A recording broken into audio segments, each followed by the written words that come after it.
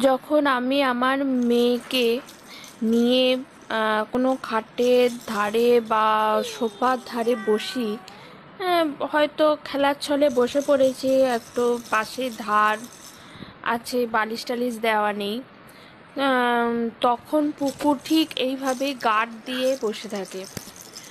প্রত্যেক সময় যখনই আমি ভুলবশত হয়তো ধারে বসে পড়েছি, তখনই সাথে সাথে যেখানেই থাকুক পুকুর ঠিক ছুটে এসে এইভাবে পাশে শুয়ে পড়বে, বুনির পাশে, যাতে বুনি কোনোভাবেই নিচে পড়ে না যায়। বুনি ওকে মারুক, ধরুক, ওর গায়ে পা দিক, লোম টেনে ধরুক, কিন্তু ও কিন্তু সেই পাশটা থেকে কিছুতেই উঠবে না। কোনোভাবেই পুকুকে তখন ওঠানো যাবে না। ও ঠিক এরকমভাবে লম্বা হয়ে ওকে গার্ড দিয়ে শুয়ে থাকবে। আমি জানি না এই ব্যাপারগুলো কোথা থেকে শিখলো। ওকে তো কেউ ধীরে বেঁধে শিখিয়ে দেয়নি যে এইখানটায় শুয়ে থাক, বুনি পড়ে যেতে পারে বা কিছু, কিন্তু ওকেও শিখিয়ে দেয়নি। অথচ ও নিজে থেকেই এগুলো করে।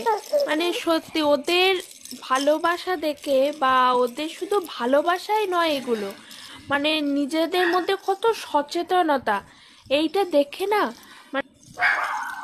আমি অভিভূত হয়ে যাই। আমি মাঝে মাঝে টেস্ট করার জন্য ওর গায়ে হাতটা দিয়ে দিই, যে লোম টান বা কিছু কর, কিন্তু না, আমি বহুবার লক্ষ্য করে দেখেছি ও লোম টানুক, ও পায়ে করে মারুক, যাই করুক, ও কিন্তু কখনোই ধারটা থেকে ওঠে না, কোনোভাবেই ওঠে না। ওর লাগে, আমি বুঝতে পারি ও যখন লোম টানে ওর লাগে, তা লাগবে না? লোম যখন টানা হচ্ছে লাগবে তো নিশ্চয়, কিন্তু ও কিন্তু ওঠে না। এইগুলোকেই বোধহয় বলে ভালোবাসা। শুধু ভালোবাসা নয়, ওর মধ্যে একটা যে কেয়ারিং ভাবটা আছে, সেটাও সব সময় নিজের কাজ দিয়ে, মানে পুকু পুকু সব সময় তার নিজের কাজ দিয়ে প্রকাশ করে দেয়। এটা কিন্তু দারুণ ব্যাপার।